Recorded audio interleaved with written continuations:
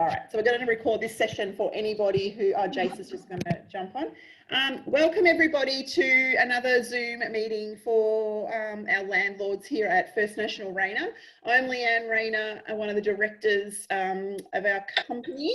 We're joined today by our director Marcus, and our property managers Ebony and Jason is on as well, and our Demetra, who's part of our property management team also. So we are going to start with a little bit of an overview. We'll get Marcus and Ebony to just have a chat about the respective departments in our company. Marcus, we might start with you from a sales point of view. I know you have to go, you've got an appointment. Yeah, but so, we might just get you to start off with what's happening in sales right now. So Mason's logging on too. Mason will hopefully hang around for the session. So if you've got any questions about the sales market, Mason's in our sales team. So generally speaking, obviously, particularly for investors, everybody's concerned about the value of their property given COVID. We're finding that the market's strong. It hasn't, honestly, we went through about a 6-week period of it being quite quiet. This week we've had a couple of properties that have sold well in excess of what we thought they were worth, and in fact, well over what the advertised price was. So generally speaking, I've got to be careful. I don't mean to sound mercenary about it, but I think that the COVID situation has led to a lot of people realising they can work from home and will continue to work from home. Our bank is Macquarie Bank, and interestingly, I was talking to our bank back in July, Macquarie have actually handed back 2 floors of the new building they've gone to. So they've only got enough desks for 60% of people to be there at any one given time. So the general outlook for the regional, and First National's a very large network, second largest in the country, and all of the regional offices, not just Mirrabel, not just Bacchus Marsh, Zoom meeting. Actually reporting that the regional market has remained strong. There's been a heap of money, and that's why hence I'm trying to watch the budget at the same time. There's been a lot of money announced for regional purchases for new first home buyers, huge grants now, it's up to $45,000, it depends on your wages and stuff. So generally speaking, stock levels are low and buyer demand has remained strong, and we've never seen so many inquiries from Carlton and North Melbourne. We've always been strong from Werribee and Melton, but the very inner city, we're getting a lot of inquiries for Bacchus Marsh and for Balan, and some things are sitting a little, but the majority of the stuff, particularly anything that's a little bit quirky on some acreage, or particularly anything that's in that first home buyer market, is, as I said, too well above what we thought they were worth, and well above even advertised prices. Well, best and final offers, 4 offers I think on one. And Mason, how many did you end up with on Lewis? Yeah, 5 offers. Yeah, 5 different offers on Lewis Street as well. So, and that's just a basic house, a basic 3-bed, 2-bath, or might be 4-bed, 2-bath out of Darley. So it's not a totally different property. There's actually some of those about. So yeah, very, very strong.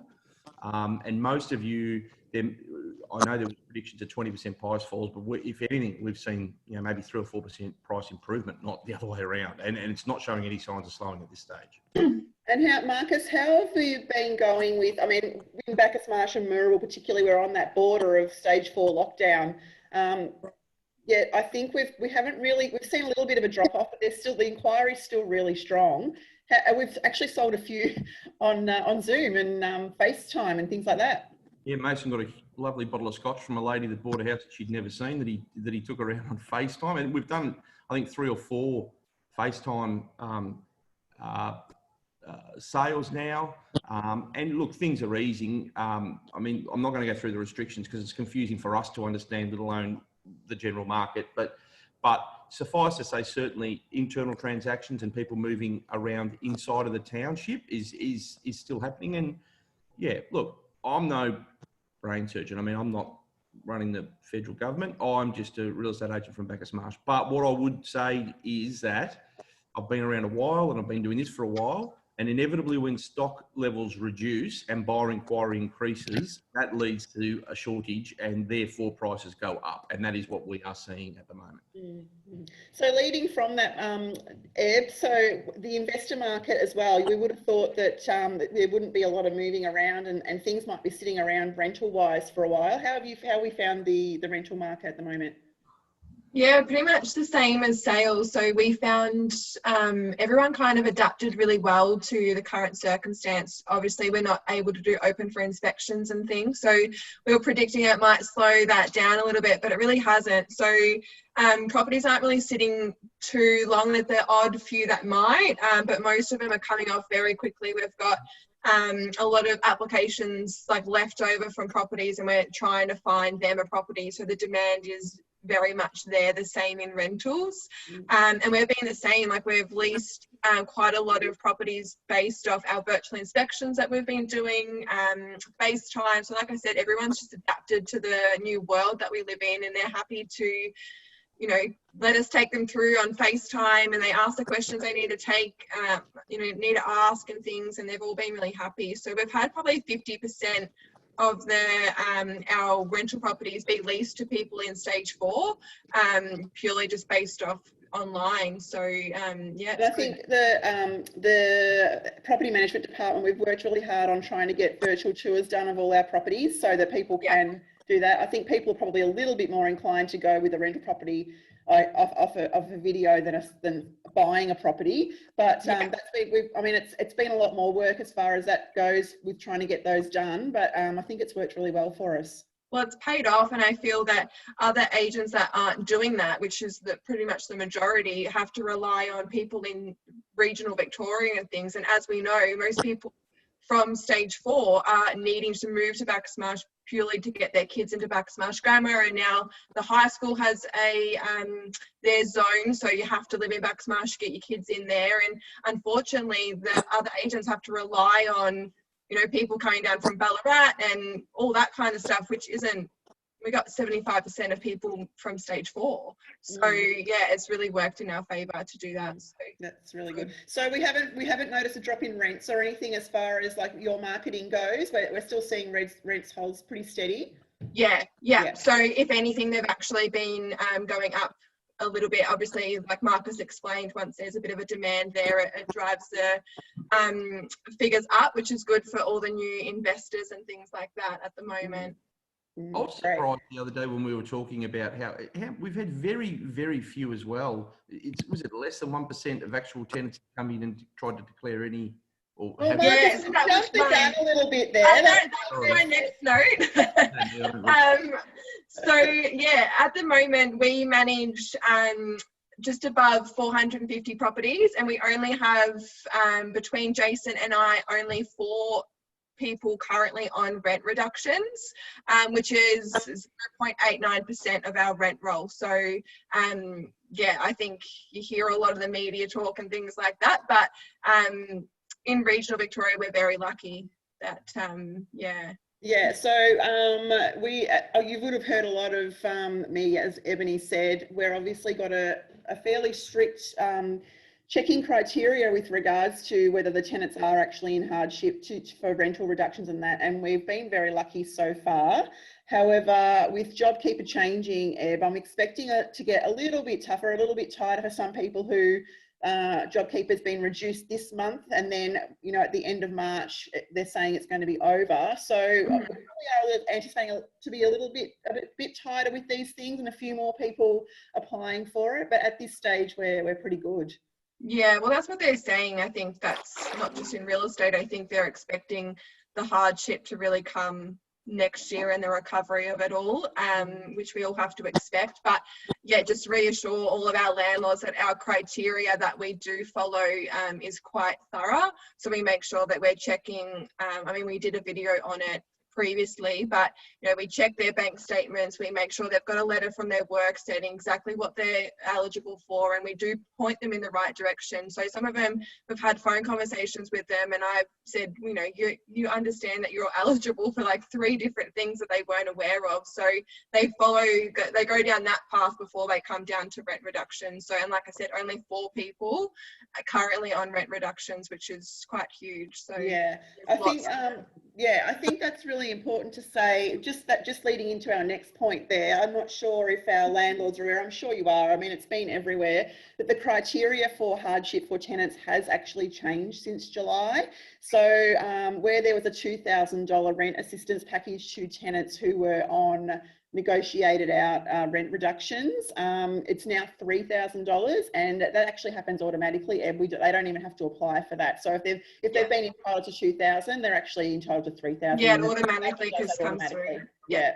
That's right. So that's gone up. And also the criteria for the tenants has changed a little bit too. They were only allowed to have, with the first round, $5,000 of savings in their bank account. That's actually gone up to $10,000 now. I think that's really trying to make sure that people who are saving to buy their own home and things like that don't have to dip into as much savings to pay their rent. So that criteria has also changed a little bit, which is great for landlords as well, because that money comes directly to us as an agency, not to the tenant. So we're actually in control of that rent assistance once it gets to us. So which is great. Yeah. And just to clarify, so that rent relief package is only when and rent reduction agreement is in place with the landlord and tenant, and then your agent or us will register that with Consumer Affairs, and then once that happens, if they're still paying 30% of their income in rent, then they qualify for the rent relief package.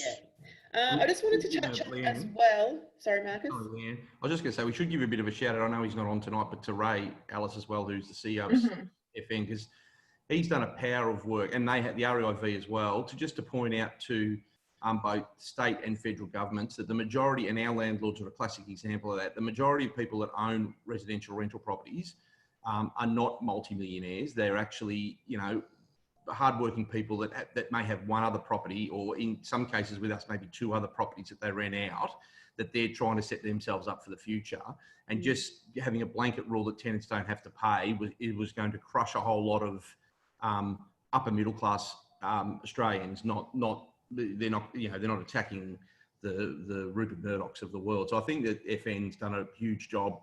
Ray Ellis, I agree. For us, and the REIV have done a huge job for all landlords and for all of us agents, just to sort of say, hey, you know, these you're not dealing with multinationals like Flight Centre who can afford to you know, raise money and run at a loss. These are landlords. These are mum and dads, you know. And I think that's actually that's exactly right. I think it's fair to say early on the first round of packages was very slanted towards tenants probably, and hearings at VCAT and all that sort of stuff. But I think that the tide is changing a little bit. I think we're getting to be a bit more balanced in that area. I just wanted to just touch on quickly in reference to the negotiated out rent agreements, that may entitle landlords also to land tax relief.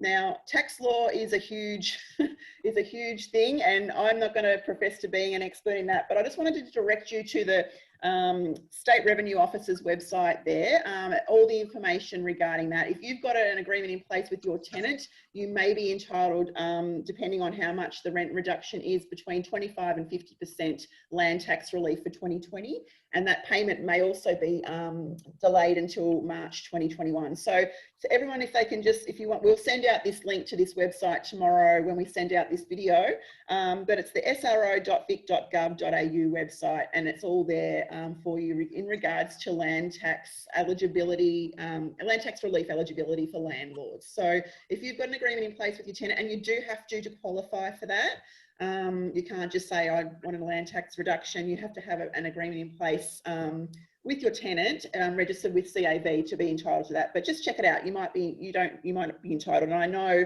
since July, those reductions have increased as well for landlords. So you might be entitled to more than you think there as well.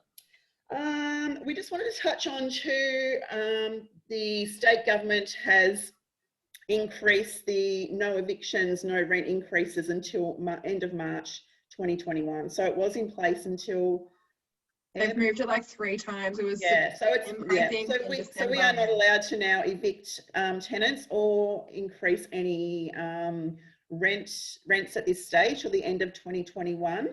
We are still sending out lease renewals, Eb, but we're just not asking for rent increases at this time. Yeah, that's right. So a lot of our landlords are just putting their tenants on a 6-month lease as well, just to sort of suss out the market, Yeah. which is totally fine as well. So when your property comes to that, I know we're just getting ready to send out our January lease renewals. So it really is, if you want to sign them on for 12 months, you can do that, or you can sign them on for 6 months. Look, at this stage, none of us know what's going to happen. It might get pushed back again. So we totally understand where our landlords are coming from in regards to just doing a 6-month lease, but it just depends on, you know, we'll negotiate with your tenants on that as well. Yeah, so if we're sending out January lease renewals, I mean, you know, maybe it is worthwhile just doing a 6-month lease to June and then reassessing again mid-year next year with that. Yeah, that's what a lot of people are doing as well. Yeah, so. absolutely. So just with regards to that, just be aware that, yeah, unfortunately, which has been a bit of a frustration for us real estate agents, we can't get out tenants at the moment, and VCAT is really not even giving us any, they're not even giving us any airtime, even if with particularly bad ones. So we just want to talk about delays with VCAT. Eb, you've had a bit of experience. Yeah, so just to give you guys a bit of an insight, hopefully you don't ever have to deal with it, but with VCAT at the moment, firstly, we have to register every application with Consumer Affairs, so there has to be like a valid reason essentially as to why we're doing or whatever. And just to give you an example of how behind they are, normally when we apply to VCAT straight away, we'll get a day and a time, and normally it's about 3 weeks. We're applying at the moment and we're still, so I applied for VCAT like the 1st of June, and I'm still to this day waiting for a day and a time. So it's taking, yeah, they're talking, I don't even know if I'll get in 2020, to be honest. So that's where we're at. Luckily, Jason and I don't have too many VCAT hearings that we often have to go to, which is great. But yeah, I think it's very, very backed up. So just a heads up for everybody as well. Absolutely. All right.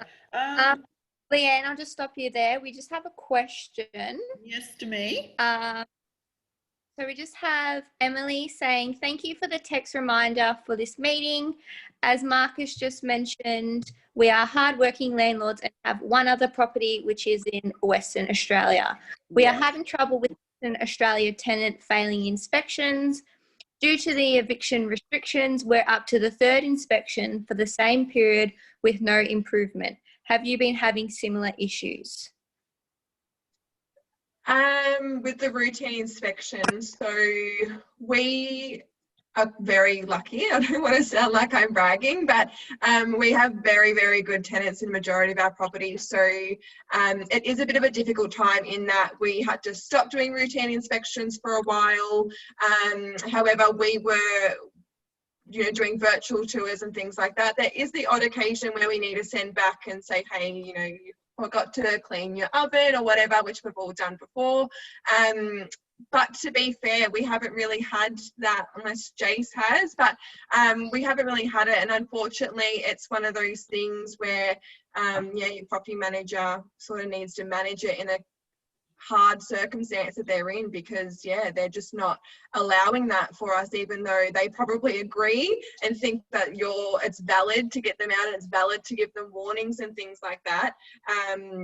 It's just they've put a blanket thing over everybody, and unfortunately there's going to be people who get the shorter end of the stick with that. So I think it's a bit hard for us to comment on that, Emily, only that each state has different, obviously we've got VCAT here, I'm not sure what Western Australia has over there. I'm not sure, I think probably Victoria is in the hardest position at the moment, just with what we're experiencing in Victoria. I'm not sure if they're backed up like our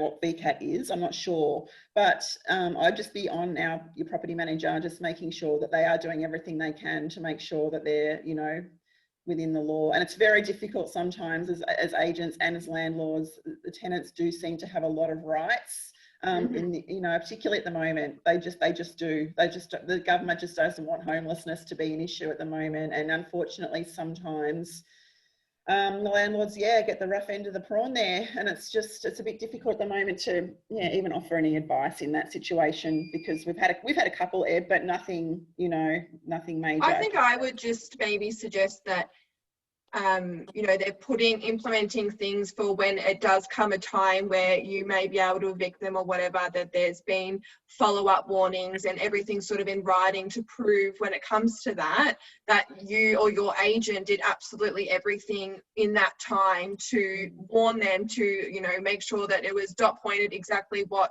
items you wanted to rectify and give them enough, time to do so. I mean, I don't know if they're doing routine inspections at the moment, but I know that even though we weren't allowed to go into the property, we still managed to do routine inspections. We still sent out a very detailed email explaining what we needed. And everyone these days has an iPhone or something to take a photo, so I'm sure they can work out how to get that to you. Any other questions to me?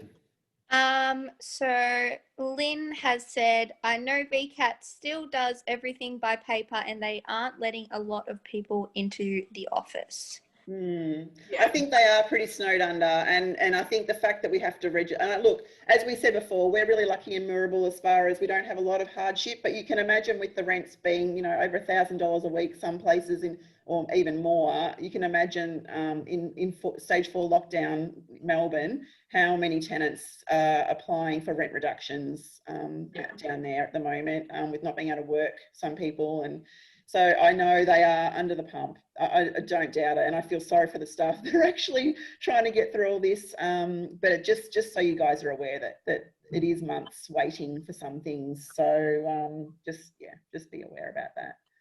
One more question, Leanne. What do you do, or how do you approach those tenants that mention to you they cannot pay their rent but do not qualify for JobKeeper or JobSeeker, cannot prove that they have lost their job, reduced hours? She said, we may not have a case, but what would normally happen? This is a difficult one at the moment, because what they're saying is that you have to negotiate in good faith. And what is good faith? I mean, we all probably have what we believe is good faith. So I would probably, my advice would be to negotiate with Consumer Affairs, and I would take it to tribunal. So they will then, it might take a little bit longer, because obviously, like we said, the delay and things like that.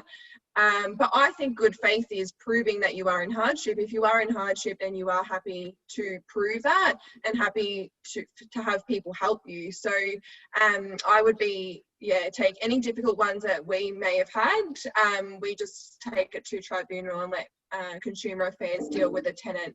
And I think Consumer Affairs are prioritising rent reductions at the moment. So when we say we've got months waiting time for VCAT and Consumer, I feel like that's more, I don't know, maintenance-y things or things like that. I think Consumer Affairs and VCAT are prioritising rent reductions and things like that at the moment. They are. I have spoken with a member of Consumer Affairs, and they did get it through it in a couple of days. And I think although it's the agents, they're saying they want the agents to negotiate between the two. If we're struggling to get an agreement happening, we just refer it to Consumer Affairs, and they will take it the next step, and they will definitely ask for proof. There is no doubt about it.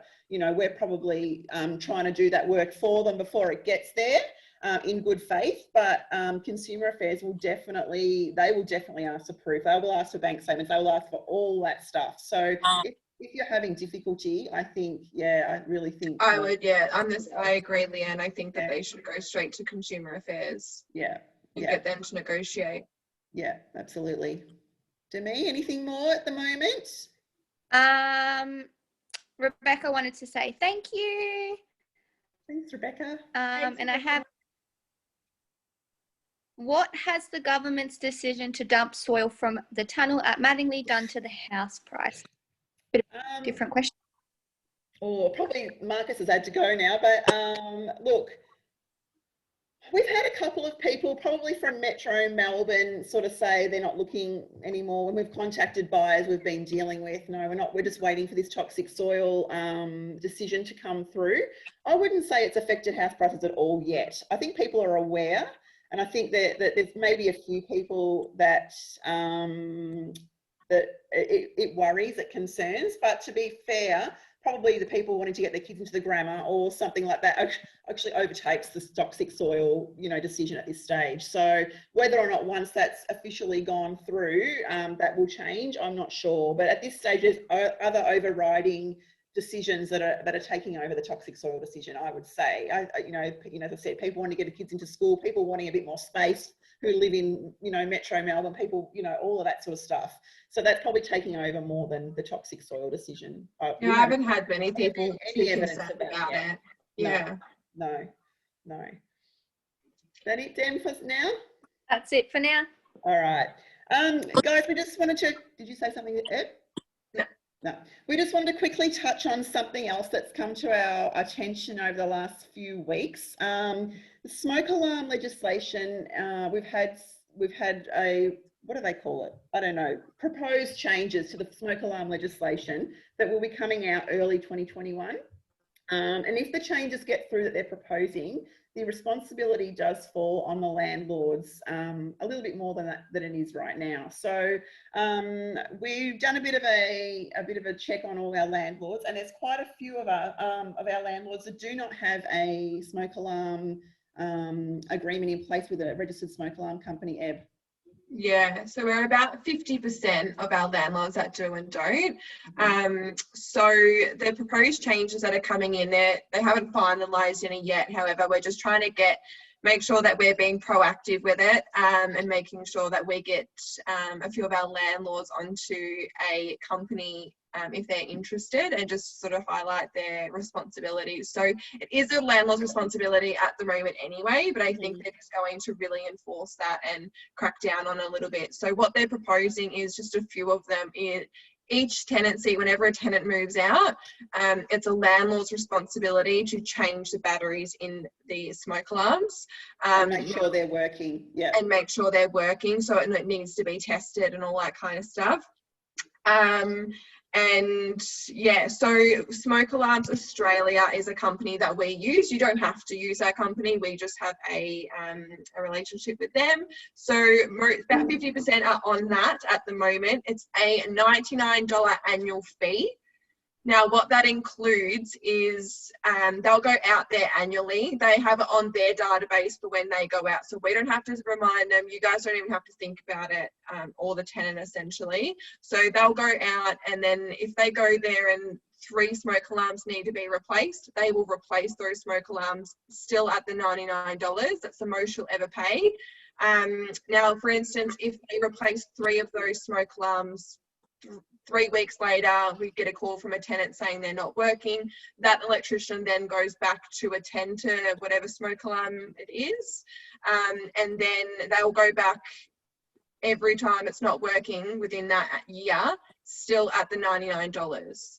So that's a really important thing for us. So everything, you pay the $99 annually, and then everything is covered. If there's 3 sets of tenants that go in there, unfortunately for you, that, you know, 3 lots of tenants moving around, 3 times that they need to be changed over, they will go there and it's all covered. Doesn't matter what happens. If someone's there with a broom bashing the smoke alarm every week, they will go out there and replace that for the $99. Yeah, I think they'll be a bit sus if it's every week. Obviously. Yeah, but they will go out there, and like I said, it's the pressure of, you know, us remembering, or the tenant remembering, or you guys remembering. They've got it in their database and they do it. And like I said, it doesn't have to be Smoke Alarms Australia like we suggest. It can be any. You can even engage in your own electrician if you'd like, but unfortunately you'd be paying their call out fee of $100 each time when it doesn't work. And you have to remember. And you have to remember, which I think I'd pay the $99 just not to worry about it. But we'll send out a lot of information about that anyway in the next couple of days, just so you've got it all in front of you. But we just wanted to touch on that and just sort of give you guys the heads up that 1, it is going to be changing, and 2, we're going to be proactive about it and make sure that we're getting it done this year rather than in January when everyone's rushing to get it done because it's per legislation. We'll make sure that we've got something in place for you guys and you don't need to worry about it. Yeah, there's a few different companies out there that do it. We use Smoke Alarms Australia only because we just do. Like, it's not a like we're not getting paid per person or anything like that. But and you can use whichever company you want to, as you said, or an electrician. But we would really like to know who you're using so that we can pop that in the file, Eb, as well. Yeah, just to keep tabs on it and make sure that it is getting done. But yeah, like you said, we don't get paid or anything from Smoke Alarms Australia. It's just a company that has a really good system that we really like. We've got a few of them out there and, you know, presented to us. And we really like Smoke Alarms Australia, how the way their database works. And yeah, the fact that we don't need to think about anything, essentially. We just sign our landlords up when they give us the permission, and then it's pretty much in their hands. They make sure that it gets done. So it's not compulsory, but we're going to be sending out an email with the link to that Smoke Alarms Australia, but also to the legislation, proposed legislation change, which are like, I don't know, 26 pages long or something. But in effect, it just means that, as you said, the responsibility lies with the landlord anyway, but they are really going to just a bit tighter, the controls on that. So we'll send out an email, and we really need you guys to just yes or no so that we can get onto it for you. As I said, we want to be proactive. We don't want to be, you know, competing with every other agency trying to get smoke alarms sorted out early next year when these changes come into place, if they all do. So that's what we're going to be doing. I think that's all we've got to cover. Is any other questions to me? Not that I can see, unless put one in now. All good. Oh, good. Oh. Okay. So thanks for joining us, guys. This will be recorded. Obviously, you guys don't care because you're on here. But anyway, and we'll send this out so you can watch it back, and we'll send you a few links that we've talked about tonight so you can do your own research. Look out for that Smoke Alarms email. We'd really like a response, either yes or no, just so that we can keep tabs on who we need to organise. And I hope you guys are all coping really well. I'm not sure where you all are located. If you're in Metro Melbourne, sending big love to you guys. I know it's been so hard, and really, we really feel for you now that we're in regional Victoria, allowed a little bit out. So keep your heads up, chins up. If you've got any questions regarding this, feel free to email any of us, and we can answer more questions if you need to, or send you to the relevant place that can answer your questions. But thank you. Thanks, Eb. Thanks to me. Thanks, everybody. Thanks, everybody. I hope you have a good night, and we'll see you soon. See ya. Bye. Stop recording.